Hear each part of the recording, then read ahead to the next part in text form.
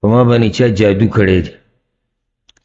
زه کوشش کوم چې په شرعي طریقې سره د الله رب العزت زمانه ختم کړي، خو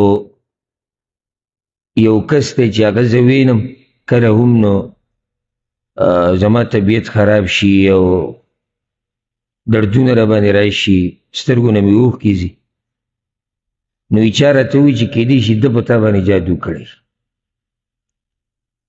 ځکه چې بعض خلک وایي چې څوک په چا باندې جادو وکړي او هغه بیا ته وینې نو په سړي باندې اثر کوي.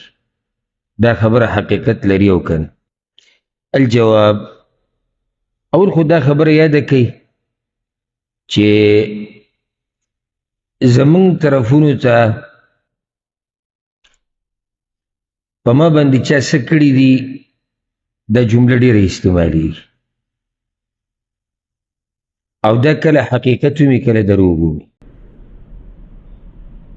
حقیقت داسې دی چې کله بېدیني ډېرېږي که نه، نو هلته کوډې منترې جادو غلطه نظریه غلطه عقیده دا خورېږي. لکه اوس یو سړی ځي په یو مسلمان باندې کوډې کوي جادو کوي دې دپاره چې د ده کور تباه شي، د ده کاروبار ختم شي، دی بیمار شي. سوچ وکړئ چې دا سړی د ایمان په کومه مرتبه کې دی. یعنی چې خپل یو ورور او اکثر ګوره خپلواني کوي په یو بل، دا نه چې پردي د پردي سره څه کار دی. او داسې ډېرې واقعې ما ته ملګرو بیان کړي دي او موږ لیدلي چې صرف په دې چې دا کور د خوشحالۍ دی، راشه صرف وکړي چې دا کور کې غمونه راشي. دې سړي له الله پراخه رزق ورکړی دی، صرف په دې ولیدل الله رزق ورکړی دی، ولې د ده حالات ښه دي، ولې دی خوشحاله دی، ولې دی خاندي، د دې د لاسې پې کړي دي. بیا زنانو کې په نسبت د سړو د جاهي ډېرې زیاتې دي. د الله نه یره پکار ده. او موږ دا خبره ذکر کړې چې رسول الله صلی الله علیه وسلم وایي چې څوک یو کوډګر نجومي پالګر له صرف لاړ خبره وله نه مني، څلوېښت ورځې لمونځ نه قبلېږي. چې صرف لاړه سي بس خبره وله نه مني، تصدیق یې نه کوي. او چې تصدیق یې کوي چې او دی چې رقمې خبرې کوي او د غیبو دا دعوې کوي، دا صحیح دي، بیا خو بې سړی کفر ته وځي. ځکه چې د غیب و علم خو خاص د الله سره دی. نو اول خو نصیحت چې ګوره د الله نه وهېرېږئ. دویمه دا جمله د دې نه کاروبار هم جوړ شوی دی. اکثر ویم او ښه په احتیاط سره ویم، دا دمګر چې کوم دي، لکه اوس ګوره دم شریعت کې شتي، خو هغه د شریعت په حدودو کې دن نه دی. اکثر زموږ په ملکونو کې چې کوم دمګر دي دوی د شریعت د حدودو خیال نه ساتي. د دوی تجارت روان په دې دی، څوک یې خواله ورغی ما ته دا مسله ما ته دا بس صحیح شي، پتا چا څه کړي دی وهم کې پرېږدي. زما خوا ته یاره که روزانه نه به دویمه ورځ کس راځي، طبیعت مې داسې دی او دغه دی او داسې، زه ورته یم وروره روغ رمټې، هېڅ طلب نشته. د معدې مسله به دي، ټینشن درته جوړ شوی دی ځکه چې مسافر یې، مسلې به راته ډېرې شي. ډېرو له الله رب العزت د دې خبرې سره روغ صحت ورکړی دی. بیا ما ته سټوري او قصې شروع کړي چې خو ما ته چا وایي چې په تا باندې داسې دی او په چا تا داسې او په تا داسې. پرون موږ څه کسانو سره ناست وو، پرونۍ خبره د شپې یو کس واقع بیان کړی چې یو کس ته دقه شان یو کوډګر د دمګر په شکل کې، دغې مخامخ خو نه وي چې دا قصې کو، ورته ویلي چې په تا باندې 1540 پیریان دي. 1540 یو نه دوه نه لس نه 1540 او دا غریبي لیونه کړی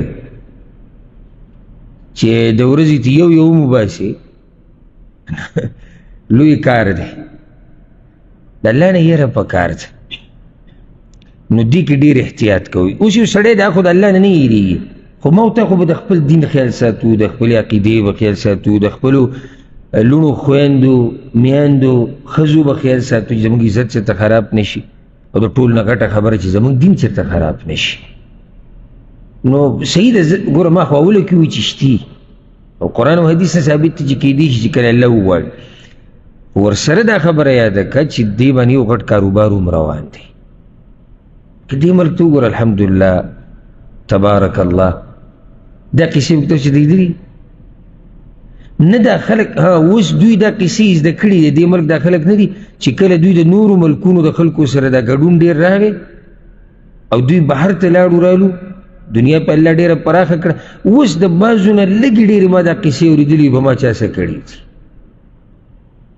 او نور دا خلک دا قصې سره پېژني نه، ځکه چې عقیدې د توحید ده. بل د الله نه یېرېږي چې څنګه زه ورځم په یو کس پسې د دې دپاره چې دا پلانی تباه و برباد شي، د ده ښځه د ده نه جدا شي، د ده بچي د نه جدا شي. یو دا خبره. بیا د هغې نه به ضرور دې مسلې له راځو چې زه کله یو کس وینم په ما باندې تکلیف راشي.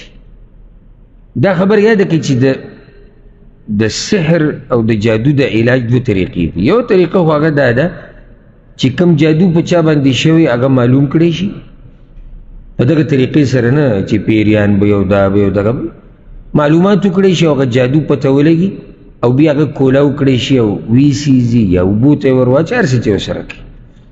یو طریقه دا ده. او که داسې نه کېږي نو بیا دویمه طریقه دا ده چې شرعي دم ورسره دوایانې مباح، دوایانو کې حرام استعمالول هم ناروا دي. شرعي دم موږ دلته اوس هغه طریقه تفصیلي نه بیانوم. قرآن ویل، حدیث کې کمې دعاګانې دي، عامې دعاګانې په یو مریض ویل د دې ثبوت شتي، یا په اوبو باندې قرآن ویل هغه څکل یا په هغې لامبل او داسې. یو ورسره دا یاده کوي چې الله ډېر یادول، سهار ماښام الله یادوه، الله رب العزت به دې جاکونه ساتي. خصوصا د سهار اذکار یادې کوي، زده کوي، وایي. بیا د ماښام اذکار وایي، مانځه به چې کوم اذکار په دې زموږ ډېر ټیم نه لګي، خو رب العالمین په حفاظت کې به ته څلېرویشت ګنټې ورسره دا یاده که چې دا اعوذ بالله من الشیطان الرجیم دا ډېر وایي. اعوذ بالله من الشیطان الرجیم معنی څه؟ یعنې یا الله زه پناه نیسم په تا پورې د شیطان نه، یعنې ته مې بچ کړه د شیطان په مخه. دا اعوذ بالله من الشیطان الرجیم. بل هر کار چې شروع کوي بسم الله ته مخکې وایه، الله به پکې برکت اچي. ورسره دا یاده که کور کې دا تصویران مسویران چې جوړني د دې د لاسه د رحمت ملایک دننه نه راسي او داسې کور کې جاخې ماخې ډېري. یو دا کار. بل چې وده کېږي د خوب نه مخکې اودس چاردام، د خوب چې کوم اذکار دي هغه ویل، آیت الکرسي ویل، سوره بقرې آخري دوه آیتونه وایي، د آخرني 3 سورتونه په لاس کې به چوف کوئ، په ټول بدن یې راکاږئ. رب العالمین به یې د هر طرف نه حفاظت کوي او هېڅ حرج په دې کې نشته چې تا ته پته ده چې پلانې دم اچي د شریعت په حدودو کې دننه تقوادار سړی دی او ته د هغه خواله ورشي، خو چې عقیده یې صحیح، عقیده برابري. خو اوس دا مسله چې زه دغه کس وینم په ما باندې څه چل کېږي، نو ګوره دا یاده کوي چې په شریعت کې دا مسله نه ده ثابته چې چا په چا باندې جادو کړی. نو که دغه کس دی ویني دا چا چې دا جرم کړی دی نو په هغه باندې څه چل کېږي، تکلیف راځي، داسې دلیل نشته. الا بعض هغه کسان چې په دې دم درود کې تجربه ډېره ده هغوی دا خبره کوي کیدی شي چې یو کس په بل کس باندې جادو کو هغه کله د ده مخې له ورشي نو په هغه باندې تکلیف ډېر شي. دا کیدی شي، خو خبره بیا هم کیدی شي کې ده. ورسره دې کې ډېر احتیاط پکار دی. لکه په دې سره موږ په چا دعوه نشو کولی چې ده په ما جادو کړی، بیا مسله ډېره ورانه شي. لکه اوس یو سړی دی ته ورسره میلاو شوې او په خېټه یې ډېر شو، طبیعت یې خراب شو، بیهوشي د باندې راله، ډایرکټ دعوه کوي چې دې سړي په ما څه کړي، دا مناسب نه دي. ځکه چې د هغې دپاره که یو څوک دا ثابتوي چې پلاني په ما باندې جادو کړی دی نو د هغې دپاره دوه خبرې لازم دي. یو دا چې دا سړی په خپله اقرار وکړي چې او ما په ده جادو کړی دی، بیا خو ثابته شو. او که دغه نه نو دوه رښتیني ګواهان چې او موږ په خپله دغه کس لیدلی دی چې ده په ده باندې جادو کړی دی. او که داسې شي نو بیا به خبره ډېره ورانه شي، ځکه چې هېڅ پته نه لګي. یو کس تا خواله راغی ښه دینداره کس دی ښه روغ کس دی هغه دا قصو کې نه دی او په دې د چا باندې چې جادو شوی دی کوډې پې شوي دي په داسې اثرات داسې رالو چې تکلیف یې ډېر شو او ډایرکټ دغه مخامخ سړی رانیسه نو دا به ظلم به پکې وشي که نه کېږي پکې ظلم به وشي الله رب العزت چې موږ ټول د دې کوډونه جادونه د هر قسمه شر نه دی الله موږ ټول وساتي او په چا چې دا شوي دي رب العالمین د هغوی له روغ صحت ورکړي.